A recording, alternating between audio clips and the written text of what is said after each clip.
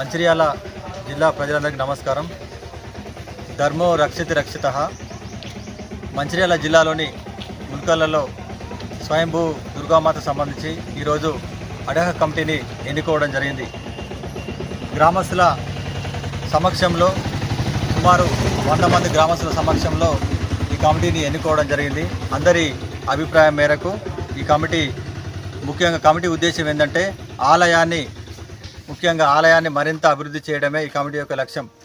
భక్తుల మనోభావాలకు అనుగుణంగా ఆలయ పరిసర ప్రాంతాల్లో ఆలయం సమక్షంలో ఆలయ ప్రాంగణంలో ముఖ్యంగా అన్ని వసతులు కల్పించడం, తాత్కాలిక గదుల నిర్మాణంతో పాటు అన్ని భక్తులకు అన్ని సౌకర్యాలు కల్పించే విధంగా ఈ ఆలయ కమిటీ పనిచేస్తుంది.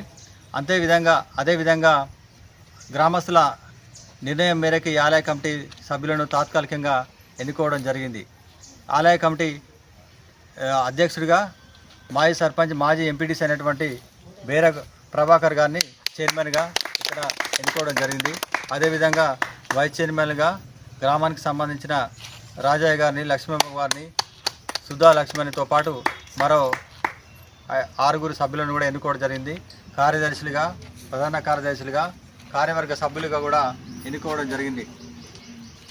భక్తులకు అన్ని సౌకర్యాలు కల్పించే విధంగా ఈ కమిటీ త్వరలోనే కమిషనర్ ఆఫ్ రామగుండం పోలీసు గారిని కూడా కలవడం జరుగుతుంది. ఎందుకంటే ఇక్కడ పెద్ద సంఖ్యలో భక్తులు వస్తున్నందున ఇక్కడ భద్రతకు సంబంధించి వాటి గురించి కమిటీ సిపి గారితో మాట్లాడి, అదేవిధంగా జిల్లా కలెక్టర్ గారికి కూడా దృష్టి తీసుకెళ్ళి ఈ కమిటీ ఇక్కడ ఆలయ అభివృద్ధికి సంబంధించి ప్రభుత్వం సహాయం చేసే విధంగా కూడా ఈ కమిటీ పనిచేస్తుందని సందర్భంగా తెలియజేస్తున్నాం.